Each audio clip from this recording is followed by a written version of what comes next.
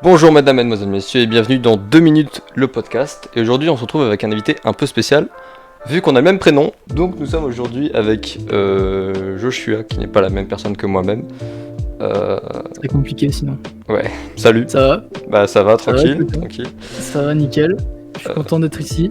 Bah moi aussi je suis content que tu sois là, c'est sympa d'avoir répondu à l'appel. Tu as donc une chaîne qui s'appelle Joshua 4, tu as 3430 abonnés, enfin du moins au moment où j'ai fait le doc, 339 747 vues au total et 71 vidéos. C'est parti de ce que j'ai appris la catégorie youtubeur tech. Je suis très axé production vidéo, je parle beaucoup de smartphones et pas mal de produits Apple, c'est vrai aussi. Du coup, on va commencer par les questions, une petite liste de questions. YouTube, c'est une plateforme qui change énormément. On prend le YouTube d'il y a 5 ans, c'est plus le même du tout. Et je vais te demander ton ressenti actuel de YouTube. Qu'est-ce qui va pas, qu'est-ce qui va selon toi?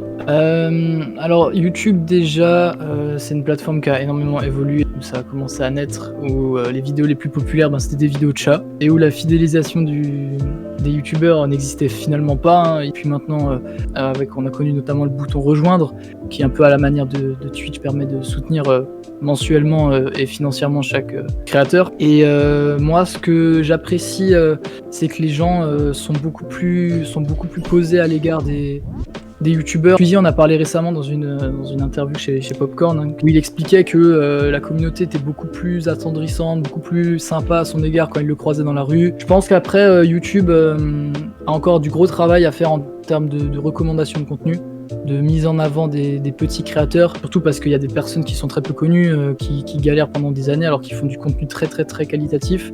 Et peut-être arrêter de mettre en avant des chaînes que je considère un peu spam, qui vont sortir plusieurs vidéos par jour, du contenu pas spécialement intéressant. Donc je trouve que YouTube est une plateforme très respectueuse aujourd'hui et qui s'est vraiment améliorée sur ce point-là.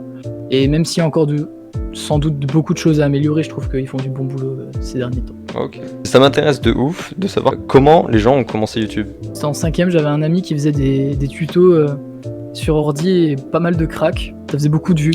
Je me rappelle qu'il avait fait des 10 000 vues, quoi. Et puis moi, en 5ème, le gamin que j'étais, 10 000 vues, c'était incroyable, quoi. Mes premières vidéos, c'était des vidéos d'origami. Ah oui, ok. J'apprenais aux gens à faire des avions en papier et tout. Du coup, ça a commencé par ça. Après, je prenais mon téléphone et je filmais l'écran de ma PS Vita et je jouais à Minecraft. Puis au fur et à mesure du temps, j'ai acheté un Canon 700D. Ce Canon 700D m'a donné une curiosité de fou. Je voulais savoir absolument comment marchait cet appareil photo. Je voulais découvrir comment faire de la photo et tout. Et donc au final, j'ai appris la photo, j'ai appris la vidéo, j'ai appris à faire des montages. Et je me suis intéressé de fou à la tech. Donc je dirais que je suis dans le monde de la tech depuis 3-4 ans peut-être. Si aujourd'hui quelqu'un veut se lancer sur YouTube, quel est le conseil par rapport aux erreurs, enfin on a tous fait des erreurs sur YouTube, par rapport à ta propre expérience personnelle, un seul conseil tu peux donner à quelqu'un s'il se lance sur YouTube? Ne surtout pas se dire moi j'ai pas de matériel, moi j'ai pas ça, moi j'ai pas ci. Il faut se lancer, il faut pas avoir peur et il faut surtout être très créatif. Au-delà de l'aspect technique que ça engendre forcément derrière en termes de montage ou quoi, au-delà de l'aspect matériel à avoir, etc., il faut être créatif. Il faut faire ce qu'on aime et faut faire ce qu'on aime en essayant de se démarquer de la concurrence.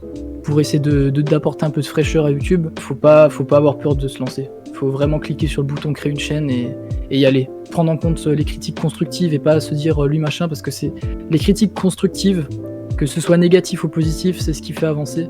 Il faut les prendre en compte. Moi, ça m'a beaucoup aidé par le passé et il faut pas avoir peur. Okay. Moi, il y a une période où ça a été compliqué pour moi. Hein. Je pense. Au collège, j'ai été harcelé très longtemps. Ah. Ça m'a jamais atteint. Parce que je suis quelqu'un qui a un gros mental et ça me faisait juste. En fait, c'est quelque chose qui m'énervait, mais qui m'atteignait pas et j'ai jamais arrêté. J'ai toujours continué. Et je suis très content du parcours que j'ai sur YouTube aujourd'hui. Et je veux juste, si je peux passer ce message-là aujourd'hui, vas-y. Si vous faites harceler c'est du cyberharcèlement, c'est grave, pour du contenu que vous créez ou quoi, faut vraiment passer outre, ne pas rentrer dans le conflit, et si vraiment ça dégénère, d'aller voir des personnes compétentes pour stopper. N'hésitez pas à en parler, c'est hyper important et c'est très grave. Dans le futur, je dirais dans une dizaine d'années, tu te vois où? Alors moi actuellement je fais un DUT MMI. J'ai eu mon bac STI 2D l'année dernière. Ok. C'est un DUT du métier du multimédia et de l'internet. Alors en gros, moi ce que je fais, j'apprends à développer des sites web, j'apprends à utiliser des logiciels 3D, j'apprends à faire du montage vidéo, Là c'est très varié. Je voulais pas m'orienter dans un BTS audiovisuel ou quoi que ce soit parce qu'en fait je voulais avoir des compétences très larges. Ouais. Et j'estimais qu'en vidéo et en photo, etc., j'avais déjà de très bonnes connaissances. Je vais apprendre des choses et je sais que je ressortirai avec plein de trucs dans ma tête qui me permettront de faire plein de choses. Mais dans 10 ans, je sais pas ce que je ferai. En tout cas, je sais que je veux bosser dans la vidéo. Le truc qui me fait clairement fantasmer et qui me fait rêver, quoi, c'est de vivre de YouTube et de mes créations sur Internet un jour. Ça a tous été notre rêve à un moment, je pense. Ok.